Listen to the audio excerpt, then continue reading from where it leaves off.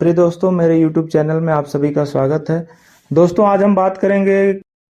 आवासीय जमीन के संबंध में। तो बहुत सारे प्राविधान वर्णित हैं और दिए गए हैं, लेकिन एक प्रश्न ये आता है कि अगर कृषि की जमीन है, जोत की जमीन है, और आप बहुत दिनों से उसे जोत बो रहे हैं, उस पर कब्जे में हैं, तो उसके लिए आप क्या करें अपने हक और अधिकारों की घोषणा के लिए। जैसे मान लीजिए किसी ज़मीन पर आप बहुत दिनों से कब्जे में हैं और उसे निरंतर बिना किसी रोक टोक के उसको जोत बो रहे हैं और उस पर कब्जा आपका जो है निरंतर चल रहा है, तो इसके लिए क्या करें कि वह ज़मीन आपके नाम हो जाए और किस धारा में, किस सक्षम न्यायालय में उसके लिए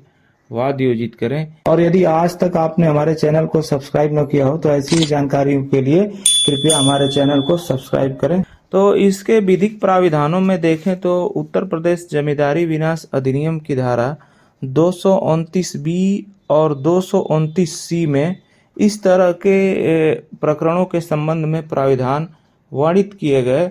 जिसमें आप अपने हक की उद्घोषणा के लिए उत्तर प्रदेश जमींदारी विनाश अधिनियम 1950 की धारा 229B और 229C के प्राविधानों के तहत आवेदन प्रस्तुत कर सकते थे सक्षम न्यायालय में। और 229D के तहत अंतरिम निषेधाज्ञा यानी व्यादेश देने की व्यवस्था उस एक्ट में की गई थी, और इसके तहत आप अपने हक की घोषणा, असंक्रमणीय भूमिधर हक की घोषणा की मांग कर सकते थे। इसमें अनुसूचित जाति के व्यक्तियों के लिए यह था कि धारा 122B(4)(f) के तहत वो अपने अधिकारों की घोषणा करा सकते थे, और उनको इस धारा में 122B(4)(f) का लाभ देते हुए उनको असंक्रमणीय भूमिधर घोषित किया जा सकता था। किंतु जब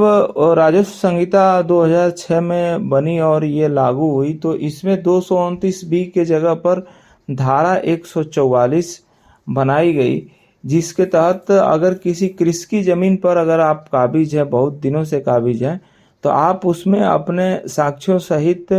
और सभी साक्ष्य लगाते हुए अपने असंक्रमणीय भूमिधरी अधिकारों की घोषणा के लिए सक्षम न्यायालय में उद्घोषणात्मक वाद दाखिल करके अनुतोष प्राप्त किया जा सकता है। तो अगर आप किसी कृषि की जमीन पर काबिज हैं और बहुत लंबे समय से काबिज हैं और बिना किसी रोक टोक के काबिज हैं, तो आप उसके लिए धारा 144 के तहत वाद दाखिल कर अनुतोष प्राप्त कर सकते हैं। दोस्तों, ये जानकारी आपको कैसी लगी ये हमें कमेंट बॉक्स में ज़रूर बताएं, और ऐसे ही जानकारियों के लिए आप हमारे YouTube चैनल को सब्सक्राइब करें। धन्यवाद।